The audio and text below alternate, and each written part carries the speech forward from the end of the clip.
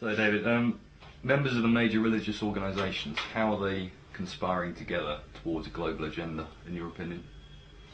Well, I don't think that 99.9% of people in the religions are conspiring together.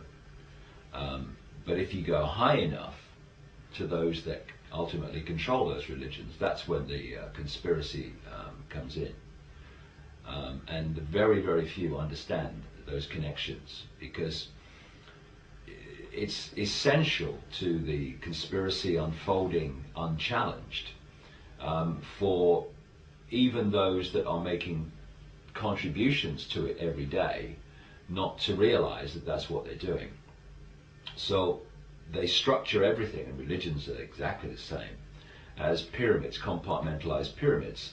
So if you look at any organization today, including Christianity or Islam or any of it, they're structured as pyramids, and pyramids within pyramids. So the vast majority of people are in the body of the pyramid, and they have been manipulated to believe that their religion is true and their God is the only God, and all that stuff.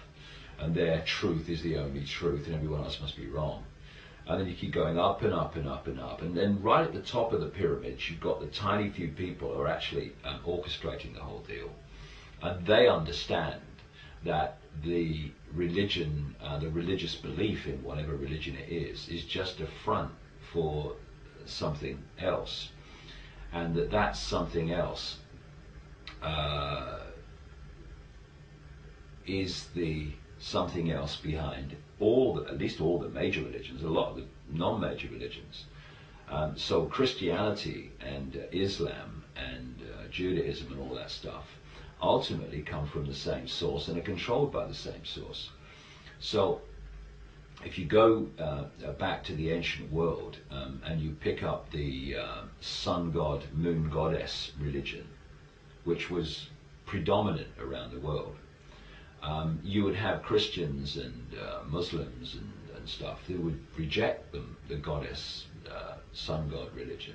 But actually their religions are just another version of it. They're just hidden behind different names and behind different structures, but behind it's the same thing. If you look at the way they depicted, for instance, just a throwaway thing, the way they depicted the sun god and the moon goddess in the Middle East thousands of years ago, it's the international symbol of Islam today, the moon and the star, the sun. If you look at the background to Christianity, you see that Jesus was just another version of the sun god, like Mithra and Tammuz in Babylon, and so many others, Dionysus, Bacchus. The same story was told about them thousands of years before Christianity that was told about Jesus. They just put the story in another historical setting and changed the names. And Jesus is a symbol for the sun. This is why what was said about him and the way he's depicted is a mirror of the way they depicted Horus, the symbol of the sun in ancient Egypt, how they did for Tammuz, symbol of the sun in ancient Babylon. And wherever you go, you find that these religions are different versions of the sun god, moon goddess religion, which is the religion of those who are conspiring to bring about this Orwellian state. Then you go a step further and you look into the rituals of Freemasonry and the background to Freemasonry and other secret societies that connect into it, like the Jesuits, etc. Just look at the Jesuits' logo. It's the sun. And you find again and again in Freemasonry that one of their prime symbols, if not the prime symbol, is the sun. So what you're looking at within the secret societies is another version of the ancient sun god, moon goddess religion, which is their focus of worship, which is the same focus of worship when you look behind the cover story of these major religions. And yet the major religions, certainly Christianity, on the surface condemns Freemasonry and all that stuff. And yet they're all different masks on the same face. And so again, when you take the pyramids up, the compartmentalized pyramid, and you reach the top, you find that the same few, what they call elite families, interbreeding families, bloodlines, are controlling Christianity, Judaism, Islam, Freemasonry, Hinduism. You look at Hinduism again, they are worshipping the same gods from the Vedic history as is worshipped in other forms in the Western religions.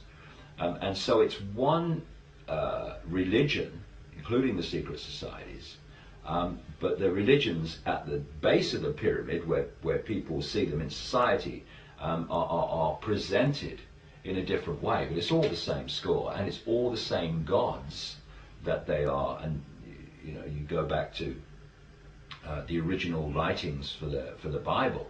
It's not talking about a singular God. That came in the translation. They're talking about gods, and so are the Hindu religions and all the rest of it. So we're looking at the same structure of belief and worship that's packaged in different ways. But of course, once you repackage it, then you can play the different packages off against each other, dividing and rule the general population as religions fight and they argue and all the stuff over who's right and I've got the truth and you've not got the truth. And up there, of course, they're kind of on their backs with their legs in the air, absolutely in hysterics that's going on down here, because they know that it's all the same thing they're arguing about. And of course, if you look at religion, it's been used in such a massively effective way in terms of advancing this agenda. First of all, you've got divide and rule, which any small group trying to control a massive group has to divide and rule the massive group to have any chance of success. But they're also selling belief systems, which are different packages of the same belief system, actually, as I've said. And those belief systems, when you take them on, they close the mind down. And they wall off, they firewall off the mind, because anything outside of the belief system must be wrong, so you won't look at it. So you've turned someone into a person of tunnel vision and tunnel belief. And what we believe, we perceive. We edit reality based on what we believe, and you can see this because, you know, when you're having a conversation with someone who has a real preconceived belief about you, and you're having a conversation and you're saying things to them, and you're sitting there and you say, I never said that. I never said that.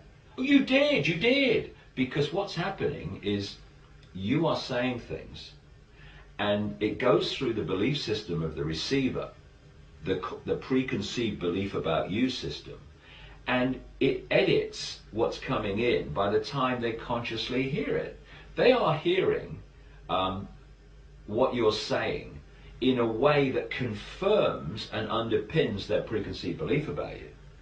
And so once you take on a rigid belief, you edit your reality and perception through that belief.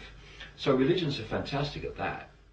And of course, the other great contribution that mainstream religion has made to this conspiracy through the centuries is being the focal point for expanding out across the world with the colonial countries and destroying, when they got in there, all the ancient verbal traditions of history, of reality, of everything that is at odds with what the conspiracy wants us to believe, in the name of things like Christianity. So Christianity goes into Africa, it goes into Australia, it goes into North America, and it destroys, or as much as it could, the thousands of years of knowledge and understanding that's been passed through that culture, and imposes upon it the rigid beliefs of Christianity, therefore taking out, because anything that was not about the rigid beliefs of Christianity, it's the devil, you know.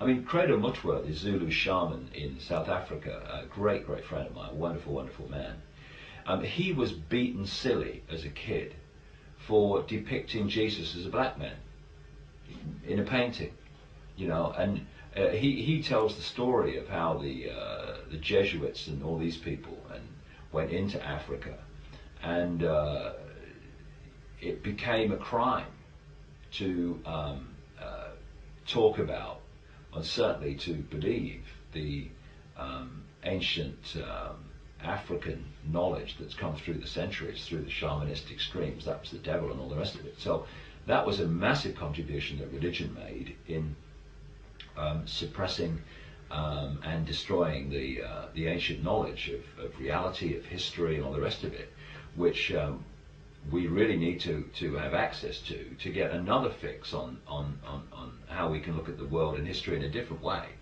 outside of the official history, which has been written simply to